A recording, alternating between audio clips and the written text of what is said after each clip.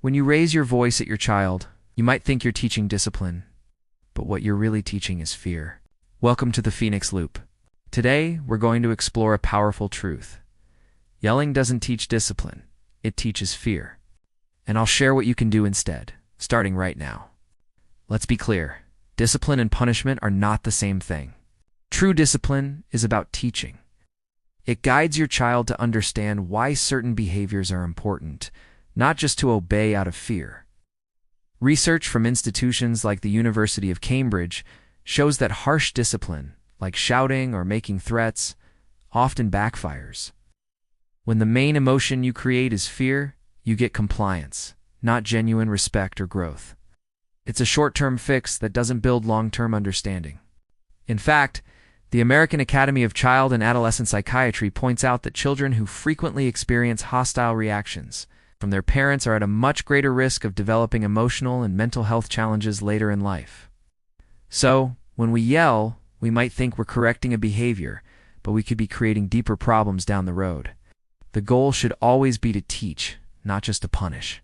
So, what actually happens inside your child's mind and body when you yell? Their little body tenses up. Their brain's focus immediately shifts from learning to self-protection. The voice they hear isn't about the lesson you're trying to teach. It's a voice of warning that says, "I better behave, or I'll get shouted at again." Over time, that voice doesn't just go away. It can become their inner critic, a part of who they are, shaping their self-worth and how they handle stress. Now contrast that with what happens in homes where parents use what experts call an authoritative style. This is a blend of warmth and clear, firm limits. The website Parenting Science highlights that kids raised this way tend to become more independent, self-reliant, and socially capable. They learn to manage their own behavior because they understand the rules, not just because they're afraid of the consequences. So, if you rely on anger and shouting, you might get that surface-level obedience. But you risk losing their trust and the chance to build their inner strength. So, what does true, effective discipline actually look like? It's not about finding the perfect punishment. It starts with clarity. First, explain the rule and set the limit clearly so your child knows exactly what's expected. We use gentle hands with our friends. It's simple and direct. Then, it continues with consistency. If a rule is broken, the consequence you've established follows through. No surprises, no empty threats. As Harvard Health points out, this predictability is what helps children feel secure, even when they're being corrected. It also includes modeling. You are the most powerful example of calm and respect your child will ever have. They learn how to handle big emotions by watching how you handle yours. And finally, it ends with empathy. Try to understand the feeling behind their action. Acknowledge it. I see you're really frustrated right now. You need to talk to them, not at them. Research shows that using logical consequences, like "you didn't put your toys away, so we can't play with them for the rest of the afternoon," helps children learn accountability. Simply punishing out of anger doesn't teach them how to make a better choice tomorrow. All right, let's make this practical.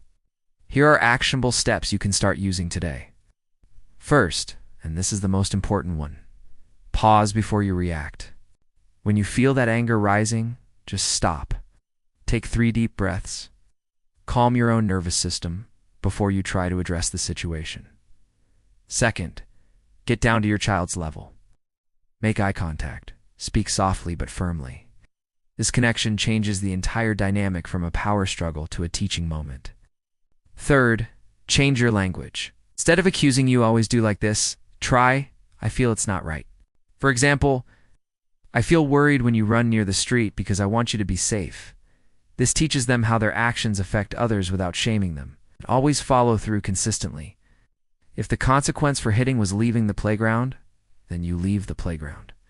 This consistency is where the learning happens. At the same time, make an effort to praise the positive. I loved how you shared your toy with your sister just now. Studies published by the National Institutes of Health confirm that positive discipline, programs that focus on these techniques, significantly reduce authoritarian parenting styles like yelling and threats, while improving both child behavior and the parent-child relationship. Before you react, ask yourself this powerful question. What voice am I becoming in my child's head? Let me share a quick story. I know a parent who used to be a yeller. It was their go-to response for everything. Spilled milk, sibling squabbles, not listening. Over time, they noticed their child was becoming more withdrawn and anxious. The yelling wasn't working. It was just pushing their child away. So, they decided to make a change. They started with the pause, taking that one deep breath before reacting. Instead of shouting, they'd get down on their child's level. Listen to their side of the story, and then calmly state the boundary and the consequence. It wasn't easy, and it didn't happen overnight. But slowly, the dynamic in their home shifted.